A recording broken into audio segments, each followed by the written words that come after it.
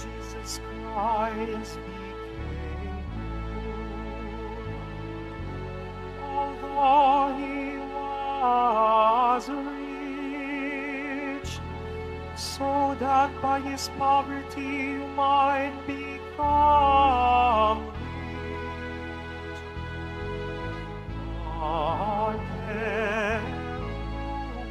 Alleluia, alleluia,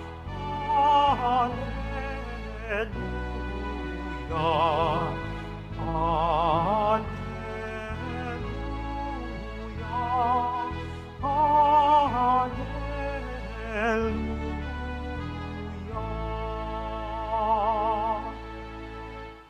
The Lord be with you.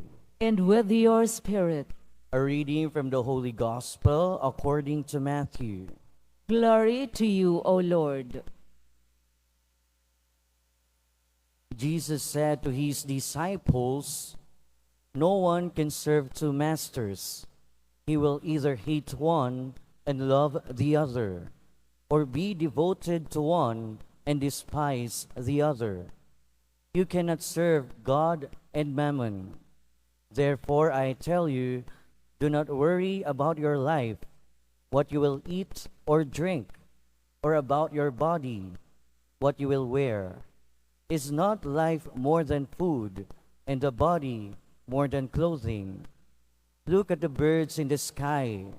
They do not sow or reap, they gather nothing into barns, yet your heavenly Father feeds them. Are not you more important than they? Can any of you, by worrying, add a single moment to your lifespan? Why are you anxious about clothes? Learn from the way the wildflowers grow. They do not work or spin. But I tell you that not even Solomon, in all his splendor, was clothed like one of them. If God so clothes the grass of the field, which grows today and is thrown into the oven tomorrow, will he not much more provide for you, O you of little faith? So do not worry and say, what are we to eat? Or what are we to drink? Or what are we to wear? All these things the pagans seek. Your heavenly Father knows that you need them all. But seek first the kingdom of God and his righteousness, and all these things will be given you besides. Do not worry about tomorrow. Tomorrow will take care of itself. Sufficient for a day is its own evil." The Gospel of the Lord. Praise to you, Lord Jesus Christ. Please be seated.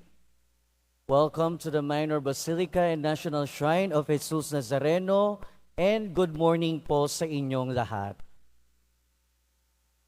Our responsorial psalm says, "Forever I will maintain my love for my servant." At pag sinabi nating forever, magpakailanman. Sa ating mga tao, di ba minsan hindi tayo naniniwala sa forever. Pero madalas naniniwala tayo sa second chance. Ibig sabihin, may mga pagkakataon na yung forever natin napuputol pagkatapos natutuloy. Pero pag sinabing forever ng ating Panginoon, pag sinabi ng Diyos na forever, ang ibig niyang sabihin, tuloy, tuloy, tuloy, at hindi napuputol, hindi napipigtal, at kahit kailan hindi titigil. At sa ating responsorial psalm, sinasabi ng ating Panginoon, "Forever I will maintain my love for my servant." But the question here is, are we truly His servant? May mga pagkakataon kasi na parang pakiramdam natin nawawala ang pagmamahal ng ating Panginoon. May mga pagkakataon na parang inaabandon na tayo ng Panginoon. May mga pagkakataon na parang masasabi natin, parang hindi naman totoo yung sinasabi ng Salmo, na forever I will maintain my love for my servant. Unang-una, hindi naman talaga nawawala ang pagmamahal, ang gabay ng Diyos. Parang nawawala ito minsan dahil minsan tayo din ang may kasalanan kung bakit parang nawawala ang pagmamahal at presensya ng Diyos. At yun yung matututuhan natin sa first reading. That again, ang bayan ng Israel, ang bayan ng Diyos, ay muling sumaway sa kanilang Diyos. Muli silang sumuway sa utos ng Panginoon. Nagkaroon ng ibang Diyos-Diyosan at mismong hari, at mismo yung hari nila na si Joash ay sumuway, tumalikod sa Panginoon. At ano yung naging bunga nun? Nawala ang biyaya ng Diyos. Nawala ang gabay ng Diyos. At naranasan nila noong sinugod sila ng mga kaaway. Pero hindi sila iniwan ng Diyos. Ang nangyari, sila ang nang-iwan sa Diyos. At minsan hindi naman ito nalalayo sa ating mga experience. Minsan hindi naman ito nalalayo sa ating karanasan. Sometimes we feel that the presence of God is not there. Minsan parang wala ang Diyos. Minsan parang inaabandon na tayo ng Diyos. But if we look deeply on our human experience, minsan kasi baliktad tayo pala yung nag-aabandon na sa Diyos. Hindi tayo mga Kristiyano, tayo mga Katoliko, we don't believe in karma. Kaya yung mga Kristiyano nagsasabi na may karma, ay hindi po totoo yun. Karma is a Hindu belief. But bilang Kristiyano, we believe that our actions has repercussions. Ibig sabihin, bumabalik din talaga, may mga consequence yung ating mga aksyon. Pero minsan, ang pagkakamali natin, imbis na isisi natin sa sarili natin, nasisisi natin ang Diyos. For example, sa mga taong merong sakit na diabetes o di kaya high blood, kain pa rin ang kain ng matamis, kain pa rin ang kain ng lechon, kain pa rin ang kain ng bawal. At pagka inatake ng sakit, minsan anong gagawin? Magtatanong sa Diyos kung bakit. Sisisihin ng Diyos kung bakit. When in fact, ang totoo, contributory naman tayo sa nangyayari sa atin. Mga kapatid, our reading for today invites us to examine ourselves. Tingnan natin yung ating sarili. Pinababayaan ba tayo ng Diyos? O baka naman pinababayaan natin ang ating sarili?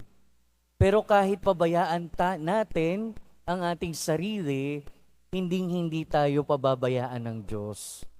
Kahit i-abandon na natin ang ating sarili, kahit i-abandon na tayo ng ating mga mahal sa buhay, hindi tayo i-abandon na ng ating Panginoon.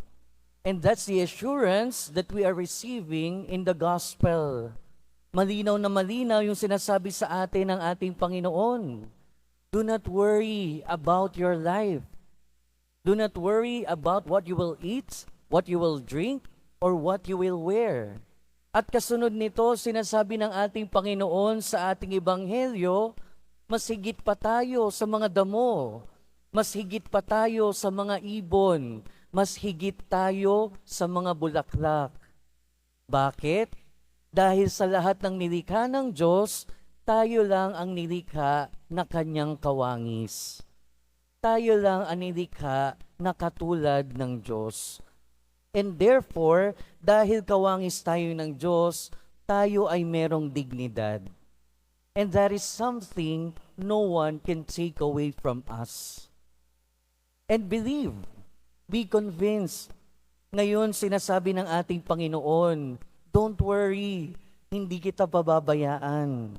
Don't worry, akong bahala sa'yo. Don't worry, I will take care of you. But, kasunod ng pag-aalaga sa atin ng Diyos, we also have to do our part. Alagaan din natin ang ating sarili. Mga kapatid, our readings for today reminds us that God takes care of us. Hindi niya tayo pinababayaan. And our gospel for today reminds us of that fact. Don't worry about what you will eat or you will drink. But while we are being assured of God's promise to us, we have to do our part. Habang inaalagaan tayo, habang ginagabayan tayo ng ating Panginoon, alagaan din natin ang ating sarili. Alagaan din natin ang ating sarili. Because God do not abandon us, let us also not abandon ourselves. God takes care of us, let us also take care of ourselves. Amen.